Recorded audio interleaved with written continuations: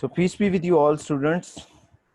I welcome you again in online classes. I started recording of this lecture and as I have given you two questions, you can see on your screen in the poll and 11 of you still answered. So 1 minute I have given you, time has also gone, so I'm going to end this poll. So here is the result of this poll. So I asked you how many steps are there in genetic engineering. अब इनमें से कौन से ऐसे महान लोग हैं जो 3 और 4 कह रहे हैं। कल हमने क्लियरली पढ़ा था कि 5 स्टेप्स होते हैं जेनेटिक इंजीनियरिंग में और उनके नाम भी मैंने आपको बताए थे। Isolation of gene of interest, insertion of gene of interest in the vector and transfer of the recombinant DNA into the host cell and growth of the host cell, and the last process is extraction. And the second 100% have given answer correctly. Genetic engineering is deal with the DNA process. So today we will see some of the achievement. Yesterday we have done the whole process of genetic engineering, but today we will see the achievements of the genetic engineering. It is the last lecture of this chapter, and by attending this lesson you will finish the chapter number 17. So let's start. The first achievement of genetic engineering you can see on your screen is insulin production. What is it? Insulin production. और कल मैंने आपको insulin production का detail process बताया था कि human insulin gene was transferred into bacteria and genetically modified bacteria became able to synthesize insulin, and diabetic are now receiving this insulin, and the steps of genetic engineering for the production of the insulin are shown in the figure. जैसा कि कल भी मैंने आपको ये 5 steps के जरिए ये बताई थी, ठीक है, कि पहले स्टेप में आइसोलेशन ऑफ इंसुलेशन जीन। पहला स्टेप क्या था? आइसोलेशन ऑफ इंसुलिन जीन, जो कि यहाँ पे आप देख सकते हैं कि ये इंसुलिन जीन को क्या किया गया है? आइसोलेट किया गया।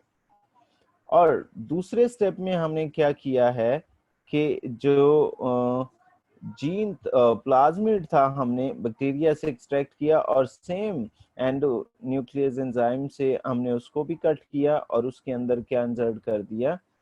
इंसुलिन का जीन। यहाँ पे आप देख सकते हैं, तो gene attach with the plasmid और इसके साथ हमारे पास रिकम्बिनेंट डीएनए हासिल हो गया।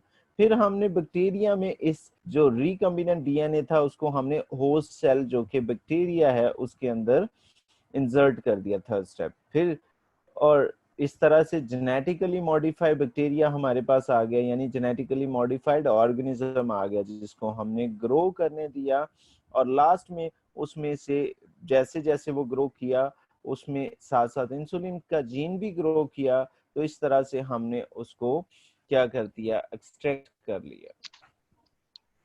Is it clear? तो ये पहली अचीवमेंट है जेनेटिक इंजीनियरिंग की। अब दूसरी अचीवमेंट क्या है? Growth hormone synthesis. जिस तरह से इंसुलिन जीन बनाया जाता है इसी तरह से ग्रोथ हार्मोन भी जो है बैक्टीरिया की मदद से बनाया जा सकता है, ठीक है। सो the second achievement is growth hormone synthesis. In 1977, an E. coli bacterium was created that was capable of synthesizing the human growth hormone. तो 1977 में 1977 में एक बैक्टीरियम बनाया गया, recombinant bacterium, genetically modified bacterium बनाया गया जो कि ई कोलाई बैक्टीरियम था, एस्चेरिया कोलाई जो था, और उसमें जो था वो जीन इंसर्ट किया गया था जिसको हम क्या कह रहे थे? ग्रोथ हार्मोन के लिए रिस्पॉन्सिबल था। So this second achievement.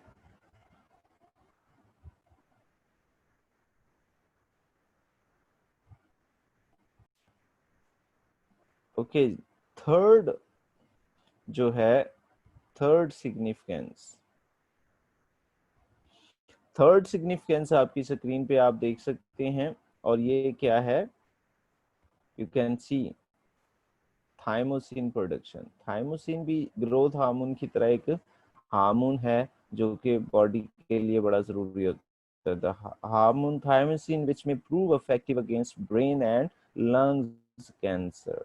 कहाँ पे ये यूज होता है, ब्रेन्स और लंग कैंसर के अगेंस्ट अफेक्टिव है, वहाँ उसका इलाज करने के लिए इफेक्टिव है। तो ये भी प्रोड्यूस किया जा चुका है जेनेटिकली इंजीनियरिंग माइक्रो ऑर्गेनिज्म की मदद से। तो ये this is the third achievement. Fourth achievement है beta endorphin production. Beta endorphin production, तो बीटा एंडोर्फिन प्रोडक्शन क्या है कि जी, बीटा एंडोर्फिन एक ऐसी मेडिसिन है जो कि पेन किलर के तौर पे इस्तेमाल होती है। किसी इस्तेमाल होती है, पेन किलर के तौर पे, एनाल्जेसिक तौर पे इस्तेमाल की जाती है by the brain, and has also been produced by genetic engineering technique के जरिए इसको भी तैयार किया जा चुका है। फिर नंबर फिफ्थ जो है वैक्सीन प्रोडक्शन। जेनेटिक इंजीनियरिंग के जरिए बहुत सारी वैक्सीन प्रोड्यूस की गई हैं। सो genetic engineers produce a safe vaccine against the foot and mouth disease। foot and mouth disease क्या होता है कि जो एनिमल्स होते हैं, मैमल्स होते हैं, उनके पाँव में या मुंह में जो है ये इन्फेक्शन हो जाता है, बैक्टीरियल इन्फेक्शन हो जाता है। तो इसके अगेंस्ट भी जो है वैक्सीन तैयार की गई है, और इसका एक सेंटर भी मौजूद है। अगर यहाँ पे आप रिंग रोड पे जाएं तो रिंग रोड का जो पुल है उसका थोड़ा सा आगे जाएं, बाऊ वाला गांव जो है उसके सामने इनका फुट एंड माउथ सेंटर का वेटनरी यूनिवर्सिटी का सेंटर है।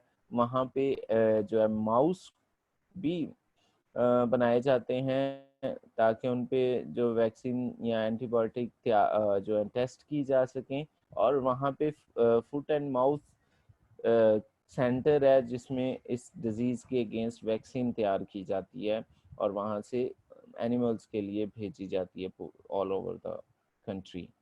ठीक है, so foot and mouth disease क्या है? It's a viral disease in cattle, goats and deers etcetera. So similarly many vaccines have been produced against human disease such as hepatitis B. और भी बहुत सारी वैक्सीन्स हैं आपको जो अभी तैयार की जा रही हैं, किसकी मदद से? जेनेटिक इंजीनियरिंग की मदद से। अभी जो कोविड-19 के लिए वैक्सीन तैयार की जा रही है वो भी जेनेटिक इंजीनियरिंग के जरिए ही तैयार की जा रही है।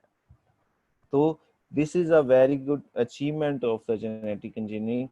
They are helpful. This is helpful process in vaccine production. So far हमने 5 जो हैं वो किए हैं achievements। तो पहला इंसुलिन प्रोडक्शन है, दूसरा ग्रोथ हार्मोन सिंथेसिस है, थर्ड थाइमोसिन प्रोडक्शन है, fourth one beta endorphin production है, और फिफ्थ वन वैक्सीन प्रोडक्शन है। Sixth one is interferon. Interferon भी एंटीवायरल प्रोटीन्स हैं जो कि सेल्स प्रोड्यूस करते हैं और ये वायरस को किल करने के लिए प्रोड्यूस की जाती है। In 1980, interferon was produced in the genetically modified organism for the first time। तो 1980 की दहाई में पहली दफा जो थे इंटरफिरॉन जो थी यूज करते हुए जेनेटिक इंजीनियरिंग प्रोसेस के जरिए। और ये भी जो है एंटीवायरल प्रोटीन है जो कि वायरस के अगेंस्ट तैयार की जाती है, वायरल इन्फेक्शन के अगेंस्ट इस्तेमाल की जाती है। तो ये भी एक बड़ी अचीवमेंट है जेनेटिक इंजीनियरिंग की। सेवंथ अचीवमेंट जो है, यहाँ पे गलती से 8 लिखा गया, सेवंथ जो है एंजाइम प्रोडक्शन है। तो एंजाइम प्रोडक्शन यानी बहुत सारे एंजाइम जो हैं जेनेटिक इंजीनियरिंग के जरिए तैयार किए जा रहे हैं। लेकिन यूरोकाइनेज एंजाइम जो कि ये एक बड़ा इंपॉर्टेंट एंजाइम है जो कि यूज होता है ब्लड क्लॉट को डिसॉल्व करने के लिए। किस चीज को डिसॉल्व करने के लिए? ब्लड क्लॉट को डिसॉल्व करने के लिए। और ये भी जेनेटिक इंजीनियरिंग के जरिए माइक्रो ऑर्गेनिज्म को यूज करते हुए बनाया जाता है। इसके अलावा और भी बहुत सारे एंजाइम जो हैं जेनेटिकली प्रोड्यूस किए जाते हैं, जैसे जिनका ताल्लुक हार्ट से या लीवर से या और डिजीज को क्योर करने के लिए इस्तेमाल किए जाते हैं। तो ये यूरोकाइनेज मैं आपको बता दूं एग्जाम पॉइंट ऑफ व्यू से बहुत इंपॉर्टेंट है, बेशुमार मर्तबा ये एमसीक्यू के तौर पे आ चुका है कि which enzyme is used to dissolve blood clot. तो यूरोकाइनेज उसका नाम है जो कि आप आंसर कर सकते हैं। 8th one is the now it has the elimination of inherited disease। तो ऊपर जितनी भी हमने पढ़ी हैं मेडिसिन के तौर पे इस्तेमाल होते हैं अचीवमेंट्स, और ये किस तरह की डिजीज को क्योर करने के लिए इस्तेमाल होती हैं, इनहेरिटेड, जिनका ताल्लुक डीएनए के साथ है।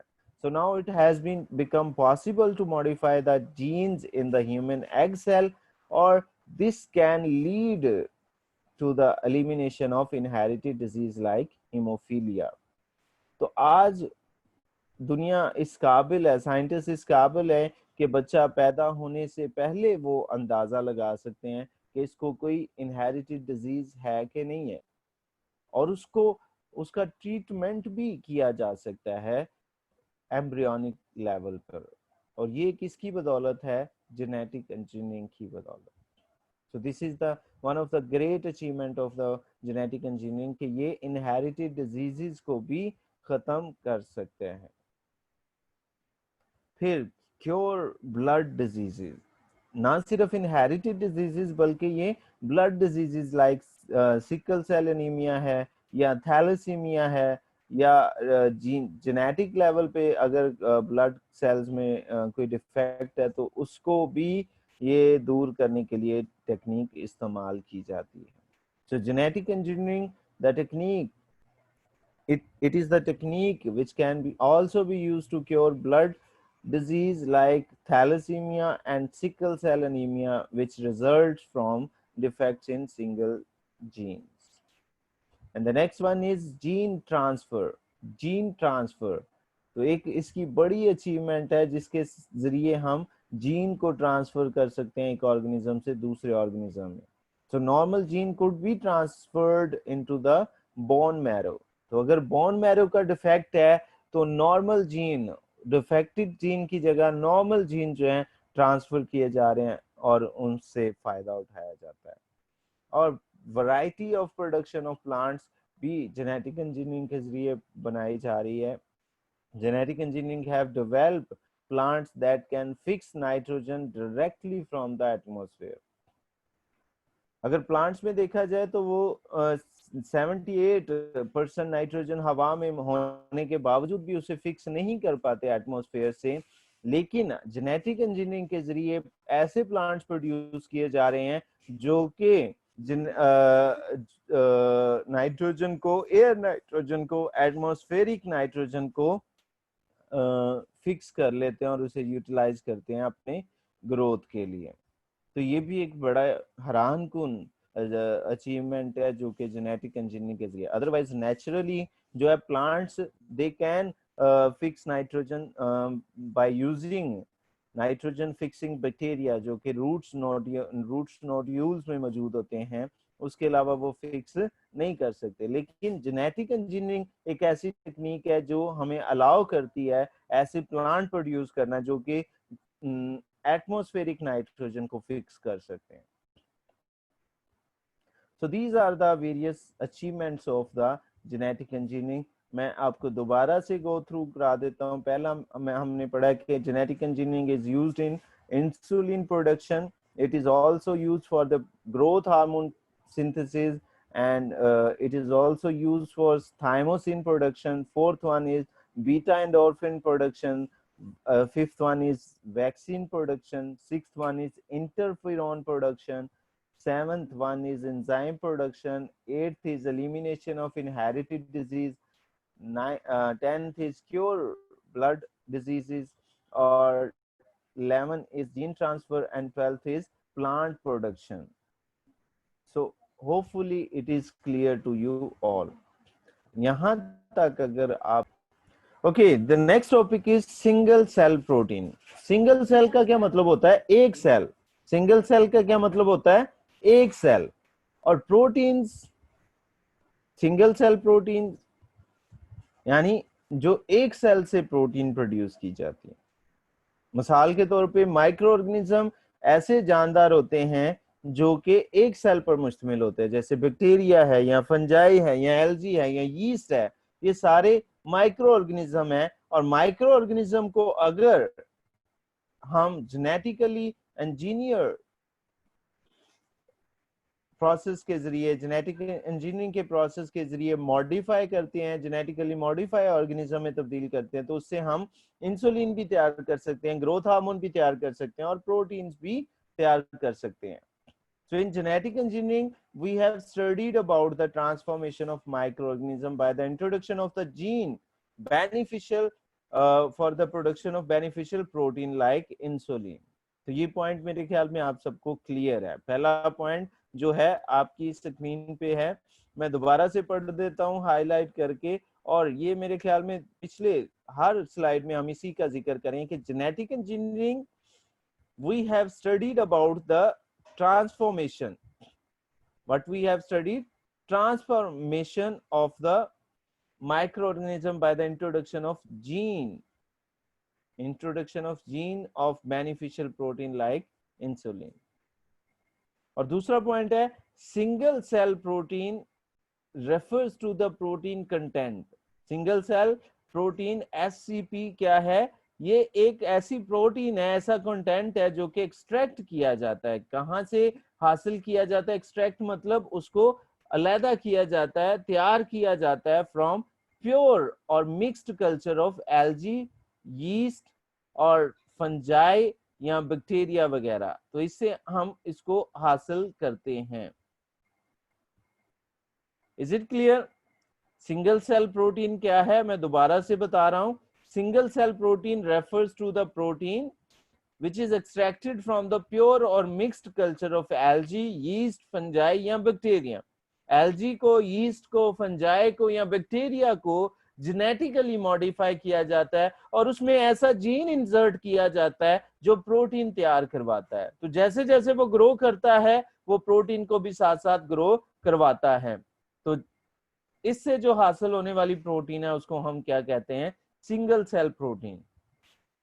So for the production of single cell protein, the microorganism are grown in fermenter. तो इसमें हम ये इनकी ग्रोथ के लिए हम कौन सा प्रोसेस इस्तेमाल करते हैं? पहले स्टेप में हम जो है माइक्रो ऑर्गेनिज्म को जेनेटिकली इंजीनियरिंग के जरिए मॉडिफाई करते हैं कि वो प्रोटीन तैयार कर सकें। फिर हम उसे ग्रो करवाते हैं फर्मेंटेशन के जरिए फर्मेंटर में, और फिर वो बहुत सारी प्रोटीन जब तैयार कर लेता है तो उसे हम अलहदा कर लेते हैं एक्सट्रैक्शन के जरिए। So these microorganisms utilize a variety of substrate like agricultural waste, industrial waste, natural gas like methane etc. ये माइक्रो ऑर्गेनिज्म को ग्रो करवाने के लिए फर्मेंटर के अंदर इन्हें फूड प्रोवाइड करना होता है। वो जो सबस्ट्रेट का लफ्ज यहाँ पे इस्तेमाल किया जा रहा है वो क्या है कि ये इसको एज ए फूड इस्तेमाल करेंगे और इसको इस्तेमाल करते हुए वो ग्रो करेंगे। तो ये सबस्ट्रेट या food for the micro organism क्या है? एग्रीकल्चरल वेस्ट है या इंडस्ट्रियल वेस्ट है या नेचुरल गैस लाइक मीथेन है, उसको ये इस्तेमाल करते हैं। और micro organism grow very vigorously मतलब बहुत तेजी के साथ, बहुत ज्यादा तेजी के साथ ये ग्रो करते हैं and produce high yield of protein. And the protein contents produced by microorganism also known as novel protein और mini food। ये जो सिंगल सेल प्रोटीन प्रोड्यूस की जाती है इसका दूसरा नाम क्या है? नोवल प्रोटीन या मिनी फूड। तो अभी तक मैंने आपको सिर्फ सिंगल सेल प्रोटीन का इंट्रोडक्शन दिया है कि जिस तरह से हम इंसुलिन को तैयार करते हैं माइक्रो ऑर्गेनिज्म को जेनेटिक इंजीनियरिंग के जरिए मॉडिफाई करके, उसी तरह से हम यीस्ट, एल्गी, फंजाई या बैक्टीरिया को जेनेटिकली मॉडिफाई करते हैं और उसको हम फर्मेंटर में ग्रो करवाते हैं सबस्ट्रेट ऐड करके, waste material, agricultural waste material या इंडस्ट्रियल वेस्ट मटेरियल या नेचुरल गैस वगैरह उसे फीड करवा के उसे ग्रो कराते हैं और वो विग्रसली ग्रो करवाता है और हाई यील्ड ऑफ प्रोटीन देता है जिसे हम नोवल प्रोटीन या मिनी फूड या सिंगल सेल प्रोटीन कहते हैं। होपफुली आपको ये समझ आ गया होगा। आगे अगले पैराग्राफ में आपकी बुक में ये लिखा है कि we know that due to the overpopulation the world is facing problem of food shortage. आपको पता है कि दुनिया की आबादी अगर आप 1000 साल पहले देखें तो या 500 साल पहले देखें तो दुनिया में जो वर्ल्ड पॉपुलेशन थी 5 मिलियन थी, जस्ट 5 मिलियन। और अभी अगर अंदाजा लगाएं आप तो 850 millions people are living on this world, on this planet. तो आप अंदाजा कर सकते हैं कि कितना ज्यादा तेजी के साथ ओवर पॉपुलेशन हो रही है और it's a huge problem of world. तो द वर्ल्ड वाइड इस प्रॉब्लम को फेस किया जा रहा है और इसकी वजह से फूड शॉर्टेज का जो है कहत साली का प्रोसेस भी है। और फूड शॉर्टेज ऐसे इलाकों में है जहाँ पे खाना जो है मैसर नहीं है। तो इसके लिए साइंटिस्ट ने इन फ्यूचर, जैसे कि ये तेजी से बढ़ी है पॉपुलेशन, तो फ्यूचर में इसके लिए उन्होंने ये हल ढूंढा है कि सिंगल सेल प्रोटीन तैयार करें। तो अगले पॉइंट में पढ़ते हैं, in future the conventional agriculture methods might not be able to provide a sufficient supply of food specially proteins. आजकल आप देख सकते हैं कि गोश्त जो है, मीट मटन जो है वो कितना महंगा होता जा रहा है। तो वो उस जरूरत को पूरा नहीं कर सकता, इंसानी जरूरत को। For better management of for better management of food shortage problem in human and domestic animal, the use of microbes as the producer of the single cell protein has been successful on experimental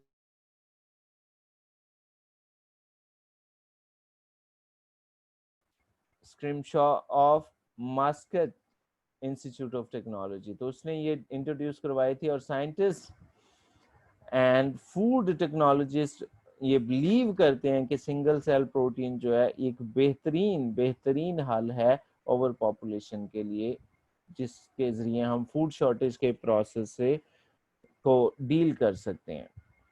All scientists recognize the significance of production of single cell protein, and the microorganism grow very vigorously, hardly, ठीक है। और it has been calculated that 50 kilogram of yeast, 50 kilogram yeast जो है तकरीबन 250 ton जो है protein 24 घंटे में। तो आप सोच सकते हैं कि कन्वेंशनल एग्रीकल्चर मेथड से हम इतनी ज्यादा प्रोटीन या इतने